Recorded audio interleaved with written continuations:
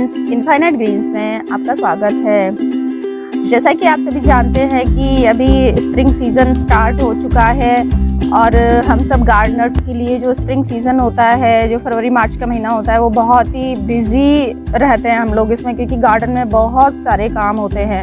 क्योंकि इस समय पे हमारे जो विंटर के प्लांट्स होते हैं वो भी फ्लावरिंग कर रहे होते हैं, उनकी भी हमें देखभाल करनी पड़ती है। प्लस हमें अपना स्प्रिंग गार्डन और समर गार्डन की भी हमें सारी तैयारी इन्हीं मंथ्स में करनी पड़ती है। तो इस समय हम सब गार्डनर्स के पास बहुत सारा काम होता है, पर ऐसा नहीं है कि आप एकदम से बहुत सारा एक साथ करें। आप धीरे धीरे काम निपटा सकते हैं। ऐसा नहीं है कि फरवरी स्टार्ट हो गया तो हमें फरवरी स्टार्टिंग में ही सारा काम कर देना है। आप फरवरी एंड तक भी, इवन मार्च फर्स्ट वीक तक भी आप अपने सारे ये सब काम जो अपने स्प्रिंग गार्डन और समर गार्डन के हैं वो आप निपटा सकते हैं। तो आज के इस वीडियो में मैं आपको कुछ इसी से रिलेटेड बातें बताऊंगी कि जो अपना अभी जैसे वसंत शुरू हो चुका है तो अपन को अपने गार्डन में जो अपने परमानेंट प्लांट हैं, जो डॉर्मेंसी में चले गए थे, या जो अपने इंडोर फॉलिएज प्लांट्स हैं, उन सब को कैसे उनकी देखभाल करनी है और कौन कौन से ऑपरेशंस उनके साथ हमें करने हैं, कल्चरल ऑपरेशंस जो होते हैं वो, इसके बारे में मैं आज आपको डिटेल में बताऊंगी। तो चलिए वीडियो स्टार्ट करते हैं।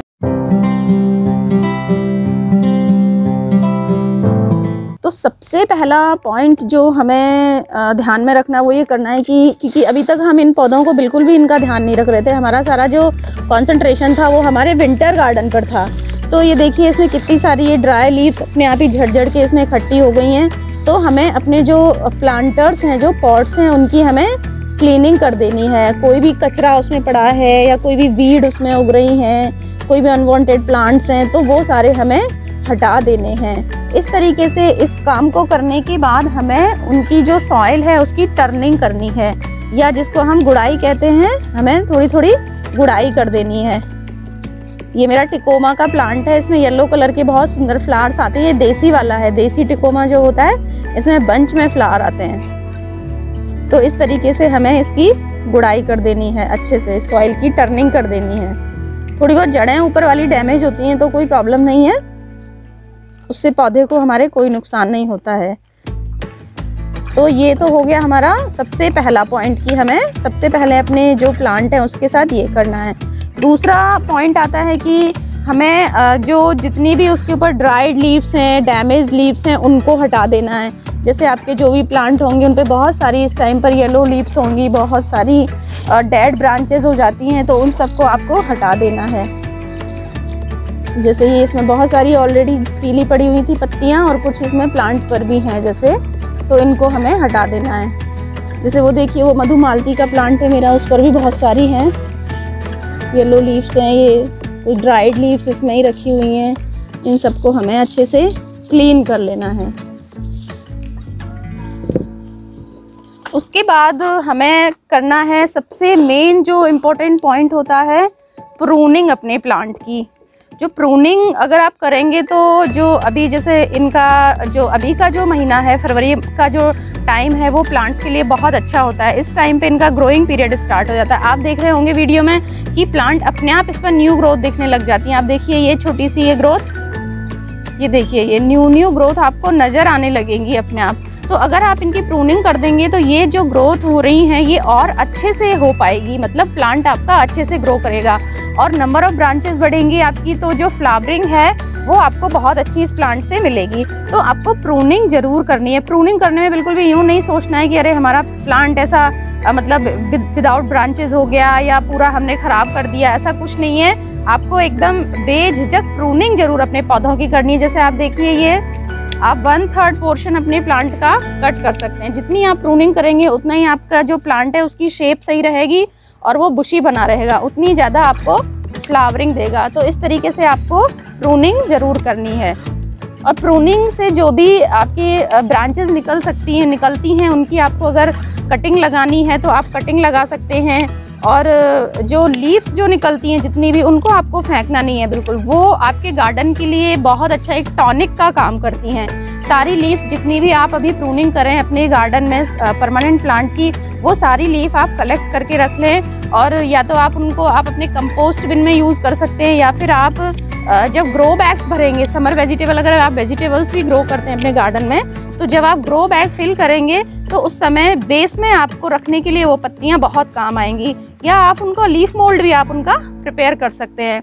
तो आपको कोई भी एक भी पत्ती फेंकनी नहीं है। जैसे ये सारी जितनी भी देखिए कलेक्ट हुई ये लीव्स, ये सारी आपको काम आ जाएंगी। ये मानिए कि ये एक पावर हाउस है एनर्जी का आपके प्लांट्स के लिए, तो इनको आपको ज़रूर संभाल के रखना है। इवन मैं तो कहूँगी कि अभी जैसे गार्डन्स वगैरह में, पार्क वगैरह में कुछ पौधों की पत्तियाँ बहुत पतझड़ हुआ था तो बहुत पत्तियाँ गार्डन्स में इकट्ठी रहती हैं, तो आप वहाँ से भी कलेक्ट करके ला सकते हैं अपने गार्डन में यूज़ करने के लिए। ड्राइड लीव्स ये बहुत अच्छा खाद का काम भी करती है। जो लीफ मोल्ड इनसे बनता है वो बहुत अच्छी खाद होती है हमारे प्लांट्स के लिए। तो इस तरीके से हमें प्रूनिंग कर देनी है इनकी।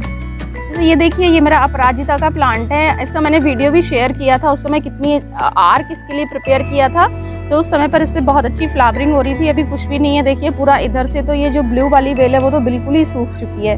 लेकिन इस सूखी हुई बेल में अभी आप देखेंगे कि आपको छोटी छोटी सी फुटान नज़र आ रही है। देखिए ये देखिए छोटी छोटी सी एकदम ग्रोथ नज़र आने लगी है, न्यू ग्रोथ। तो ये न्यू ग्रोथ जब आप इसकी कटिंग कर देंगे तो ये बहुत अच्छे से और अच्छे से होगी। तो इसलिए हमें प्रूनिंग करना ज़रूरी होता है पौधों की। तो देखिए इसमें ये पॉट्स हैं, सीड पॉट्स, इनको मैं कलेक्ट कर लूँगी। ये वाइट वाले का है और एक मैंने ब्लू वाले में से कलेक्ट किया है। तो इसकी हमें पूरी तरह से प्रून कर देना है इसको एकदम। ये देखिए मैं यहाँ से इसको हटा दूँगी, फिर वापस से जब ये ग्रो करेगा तो वापस से इस आर्क के ऊपर हम इसको टाई करेंगे, तो ये बहुत ही खूबसूरत लगेगा। अभी तो देखिए ये पूरा सूख चुकी है बेल, और आपको बिल्कुल भी ऐसे नहीं सोचना है कि ये पौधा तो हमारा ख़राब हो चुका है अपराजिता का, तो हमें दूसरा प्लांट लगाना। नहीं, अगर आपकी पौधे अपराजिता के पौधे पर अगर एक भी पत्ती भी नहीं बची है तो भी आपको उसको हटाना नहीं है, उसको प्रून करके आपको छोड़ देना है फर्टिलाइज़र देके। वो वापस से बहुत अच्छी ग्रो करेगा, एकदम पहले जैसा प्लांट आपका तैयार हो जाएगा। तो इस तरीके से देखो ये ब्लू वाली की प्रूनिंग मैंने कर दी है, इसी तरीके से हम वाइट वाली की भी प्रूनिंग कर लेंगे। तो देखिए इस तरीके से आपको जो अपराजिता का आपके पास अगर प्लांट है तो उसकी भी इस तरीके से प्रूनिंग आपको कर देनी है इतना लेवल से। ये दोबारा इसमें बहुत सारी ब्रांचेस निकलेंगी और दोबारा हम इस आर्क पर इसको पूरा चढ़ाएंगे, तो ये बहुत खूबसूरत लगेगा। और टर्निंग जरूर करनी है मिट्टी की, गमले की आपको सफाई जरूर करनी है, कोई भी उसमें वीड हो, गंदगी हो, वो हमें साफ कर देनी है। और प्रूनिंग के बाद आपको जो फर्टिलाइज़र है उसका थोड़ा सा ध्यान रखना है। आपके पास वर्मी कंपोस्ट, बोन मील और नीम की खली हो तो आप उनको मिक्स करके 2-2 मुट्ठी, लगभग 2-2, 3-3 मुट्ठी, जैसे आपका 12 इंच का गमला है तो उसमें आप दे सकते हैं अच्छे से। और अगर आप लिक्विड फर्टिलाइज़र देना चाहते हैं तो आप वो भी दे सकते हैं। उसमें आपको जैसे मिक्स कर देना है कि आप ये क्या कहते हैं अपना मस्टर्ड केक जो रहता है उसको मिक्स करके पानी में मिक्स करके, मान लीजिए आप 15 लीटर पानी लेंगे तो उसमें 3 से 4 मुट्ठी आप मिक्स कर दें जो मस्टर्ड केक फर्टिलाइज़र है वो, और 2 मुट्ठी 3 मुट्ठी आप उसमें वर्मी कंपोस्ट भी ऐड कर दें, और अगर आपके पास बोन मील है तो आप वो भी थोड़ा ऐड कर दें। और नेक्स्ट पॉइंट आता है कि आपको अगर आपका प्लांट रूट बाउंड हो चुका है, बहुत ज़्यादा कई साल से एक ही पॉट में लगा हुआ है, तो अभी आपको उसकी रीपॉटिंग भी करनी है। मतलब उसको उस गमले से निकाल के आपको दूसरे गमले में लगाना है। और हमेशा जो आप गमला यूज़ करेंगे वो एक साइज़ बड़ी का गमला यूज़ करेंगे। मान लीजिए आपका 10 इंच के गमले में कोई पौधा लगा हुआ है तो आपको उसके लिए फिर 11 या 12 इंच का पॉट यूज़ करना है। तो मतलब थोड़ा बड़ा गमला आप लेंगे जिसमें अभी आपका पौधा लगा हुआ है, उससे थोड़ा सा बड़ा, तो वो पौधा सही से फिर ग्रो करेगा। और अगर रूट प्रूनिंग की भी अगर आपको ज़रूरत पड़ती है कि बहुत ज़्यादा रूट्स हो गई हैं उसमें, तो आप रूट प्रून भी अपने प्लांट को कर सकते हैं। तो देखिए ये मेरा ब्लीडिंग हार्ट का पौधा था, वाइन होती है एक, ये कितनी इसमें फ्लावरिंग हुई, बट अभी फ्लावरिंग सब ख़राब हो रहा है अभी, मतलब ढंग से फ्लावर ओपन भी नहीं हो रहे और ड्राई होते जा रहे हैं, क्योंकि सीज़न अब ख़त्म हो गया है इनका पुराना, कि अभी इसकी न्यू ग्रोथ का सीज़न आ चुका है। तो मैंने इसको कटिंग कर दी है, तो इसकी जो कटिंग निकली है उनको आपको थ्रो नहीं करना है, आप इनको कोकोपीट और सैंड के मिक्सचर में अगर दबा देंगे तो ये बहुत अच्छे से कटिंग ग्रो करती है। तो इस तरीके से आप जिन भी प्लांट की प्रूनिंग करें, कोई भी कटिंग आप फेंके नहीं, उनको आप ग्रो कर सकते हैं। और मान लीजिए आपने बहुत सारा काम एक साथ आज आपके पास हो गया, आपको टाइम नहीं मिला, तो आप अपनी कटिंग्स को पानी के अंदर रख सकते हैं। जैसे देखिए मैंने ये इतनी सारी कटिंग पानी के अंदर रखी हुई है, ये जब मुझे थोड़ा 1-2 दिन में जब टाइम मिलेगा तब मैं इनको लगाऊंगी। तो इस तरीके से आप भी रख सकते हैं, उससे जो आपकी कटिंग है वो फ्रेश बनी रहेगी, ख़राब नहीं होगी।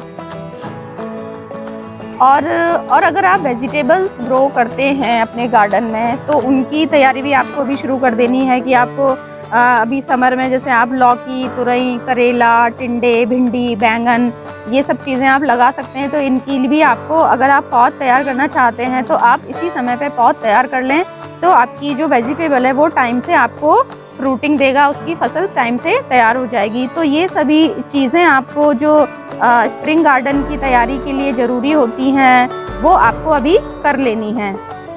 और चीज़ का आप लोगों को ध्यान रखना है कि इस समय पे जो इंसेक्ट पेस्ट का अटैक है वो बहुत होता है प्लांट पर, क्योंकि जो सीज़न है वो चेंज होता है, क्योंकि ना ज़्यादा ठंड होती है ना ज़्यादा गर्मी होती है। तो जो इंसेक्ट पेस्ट का अटैक है वो प्लांट्स पर बहुत होता है इस समय पे।